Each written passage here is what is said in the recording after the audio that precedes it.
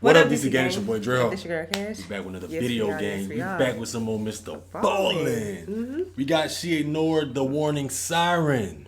What kind of one sign that was? I don't know, but it's... She ignored it. and Mr. Ballen talking about it, so y'all know what time it is. Get your snacks, get your chips, get your drinks, and let's get into the video. Do it. Dumbest app.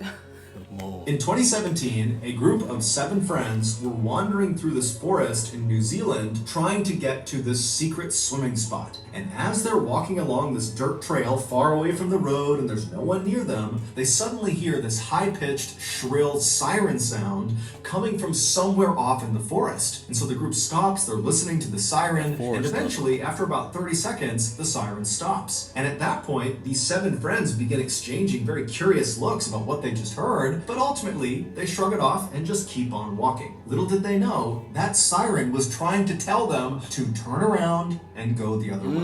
But before we get into that story, if you're a fan of the strange, dark, and mysterious delivered in story format, then you've come to the right place because that's all we do, and we upload once a week. So, if that's of interest to you, please send the like button a beautifully wrapped gift for their birthday, but fill the gift with a spring-loaded boxing glove that punches them right in the face when they open it. Also, please subscribe to our channel and turn on all notifications so you don't miss any of our weekly uploads. Okay, let's get into today's story.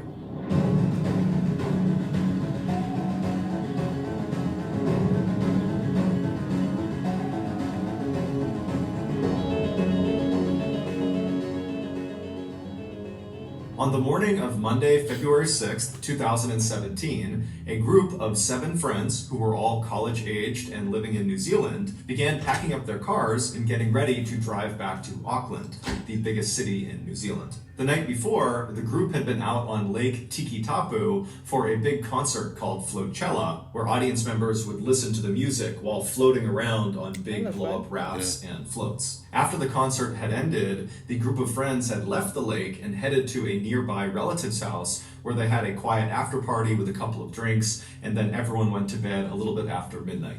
This morning, the group had gotten up early because they wanted to get on the road as soon as possible to try to beat the holiday traffic that was sure to crop up that day on the way back to Auckland. February 6th is a big national holiday in New Zealand. It's called Waitangi Day, and it's to commemorate the initial signing of the Treaty of Waitangi, which is considered to be the founding document of the country. But right as the 7 friends had finished packing up their 3 cars and were getting ready to begin their 3-hour drive north to Auckland, one of the friends, a 21-year-old named Rachel DeJong, suggested they take a quick detour before they head back home. Rachel, along with another girl in this group of friends named Maddie, had several months earlier discovered this secret swimming spot that was located only about 15 minutes away from where they were now, and it happened to be on the way back to Auckland. This swimming spot was this beautiful green-blue pool of fairly deep water that was located in the middle of a forest. This pool was actually a part of the Waikato River.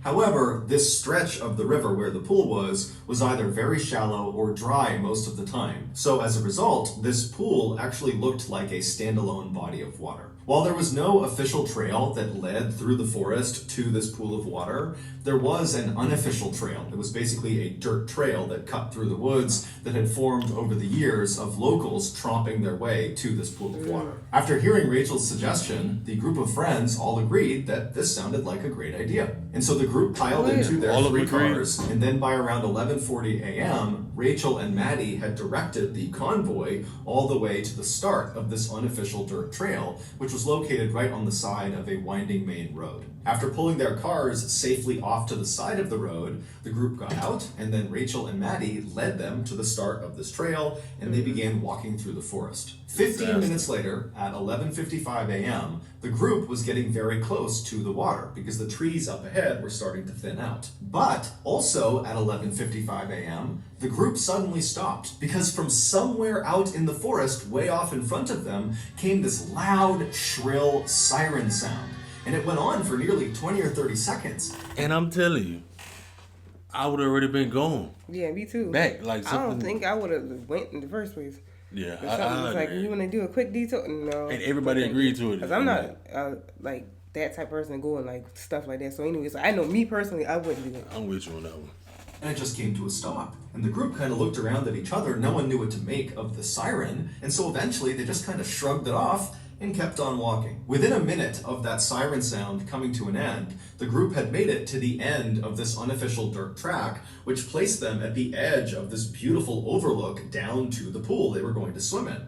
And so they began one by one climbing down the rocks in front of them, where there were some ropes that had been put up to help people climb down to the water. And so after they got down to the water, all of them stripped down to their bathing suits, they jumped into the pool, and they began swimming out towards the center of the pool, where there were these two big rocks that jutted up out of the water, almost like miniature islands. And so Rachel and the other women, so 5 of them, they climbed onto one of the rocks, and the 2 men who were part of this group climbed onto the other rock. And so they got up onto these rocks, and they're looking around, taking in the sights, and then at 11:58 a.m., another siren blasts across the forest. Yeah. It's the same sound as the one they heard 3 minutes earlier when they were on the dirt track. And so once again, all 7 of them are kind of looking at each other, wondering, what is this siren about? But after the 20 or 30 second long siren came to an end, they glanced around them and there was no sign of any danger. There was no sign of really anything happening at all. It was just this beautiful, peaceful seeming oasis. And so before long, they had forgotten about the siren again, and Rachel had gotten out her camera and she was taking pictures, and others were taking pictures as well. And then 2 minutes later, at 12 p.m.,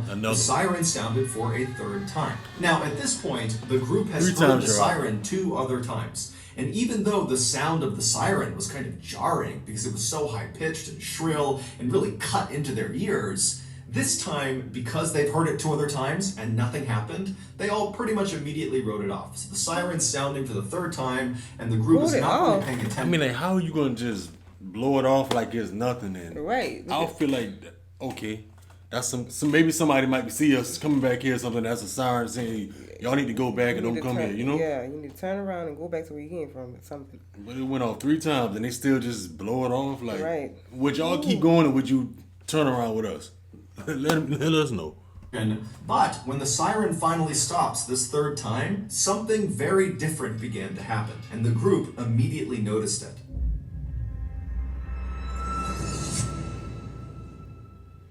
The 3rd siren came to a stop.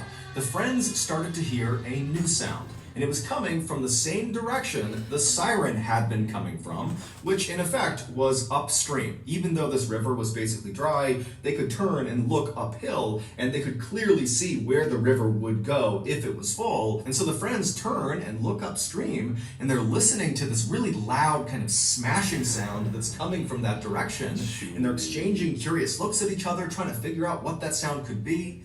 And all of it. The strange, curious looks. Come on.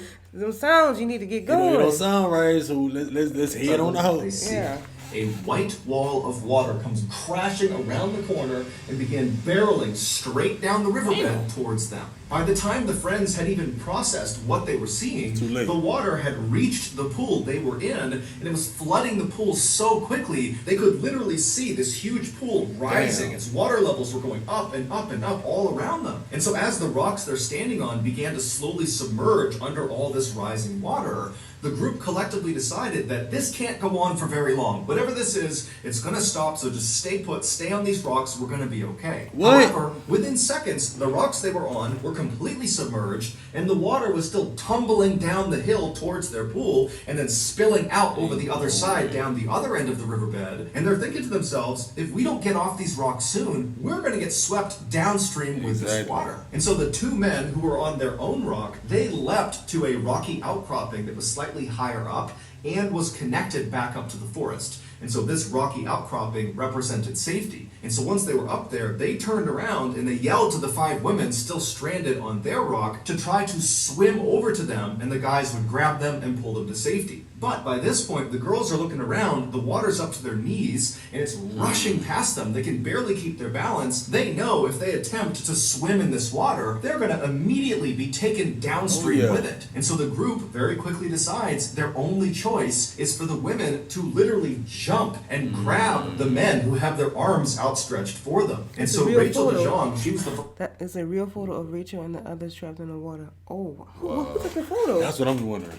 Who took the photo of them in a desperation like that? So that must have been what the sirens was warning y'all that this big water about to come down to y'all. Right. Oh man. Ooh, yeah. one to try this. She leaps off the rock, she grabs the guy's arms, and she gets pulled to safety. And then she turns around, and she and the other two men continue to get the women to jump off the rock to them. And at first, it's going fairly well until they get down to the second to last woman who leaps. She grabs one of the guy's arms, and then both of them lose their footing, and the guy and the woman, they both get swept away downstream. They're gone. Rachel stays calm, and she moves to the position where the guy had been who just got swept away, and she takes out her GoPro camera selfie stick and she extends it out to the last woman who's out on the rock. Her name is Alice. And she tells Alice, jump and grab the selfie stick. And so Alice, who's almost completely submerged in water now, makes this frantic jump to grab onto the selfie stick. She grabs it for a second, but then loses her grip and she begins being swept away. And Rachel, who at this point was completely safe, immediately jumped into the rapids after Alice. She grabbed Alice, she attempted to turn around and grab the rock to stop them, but she couldn't get a grip, and she and Alice were also swept downstream out of view.